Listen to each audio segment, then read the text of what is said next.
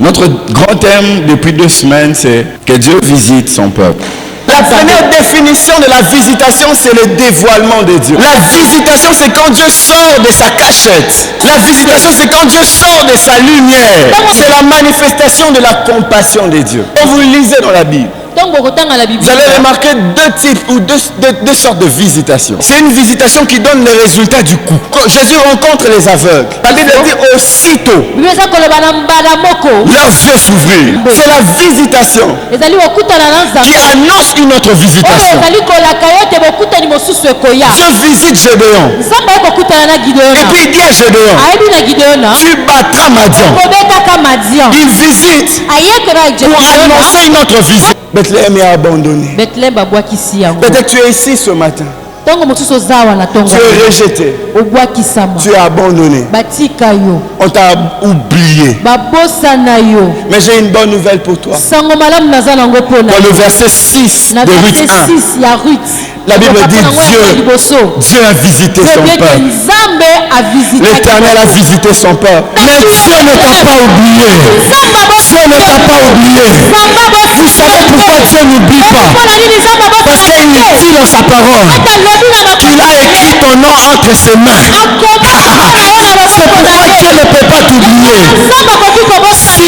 Il ne peut pas reculer au livre de souvenirs. Il peut regarder seulement sa main. Il va glorifier. Reste humble. Même quand tu vas commencer à voyager, reste quand à Bethléem, la maison du pain.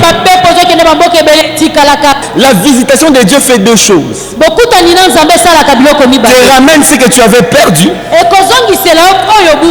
t'amènes ce que tu n'as jamais eu. J'ai eu la grâce d'assister à la naissance de ma fille.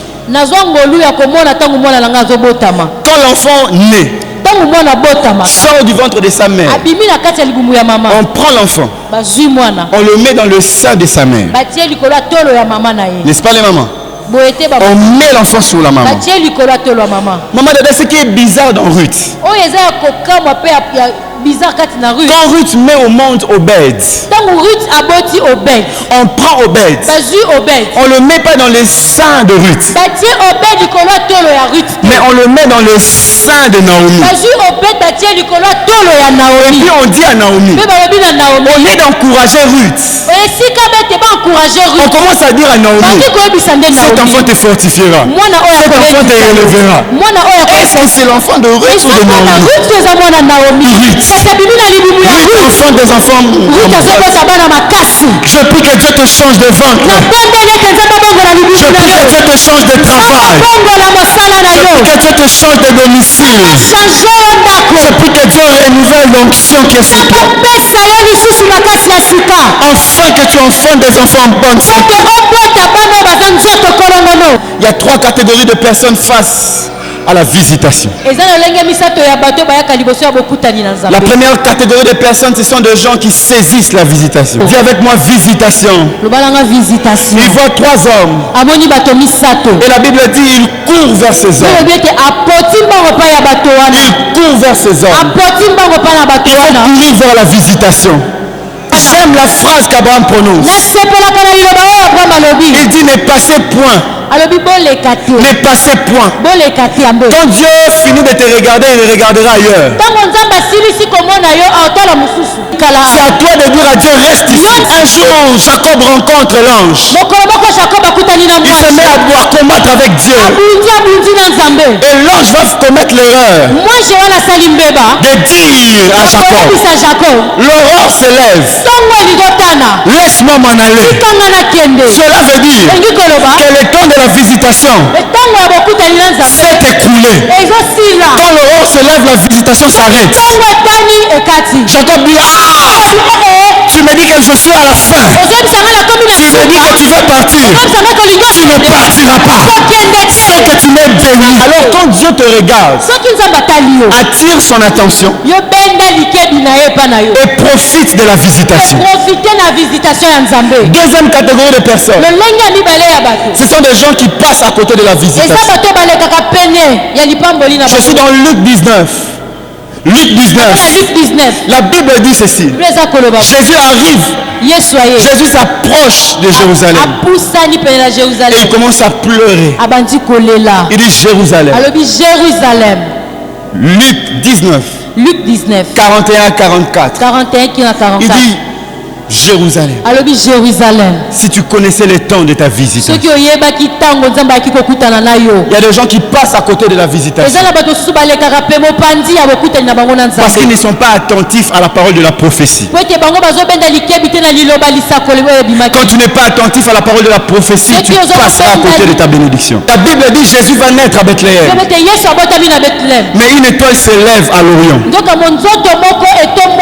À chaque visitation est toujours précédée par l'élévation de quelqu'un.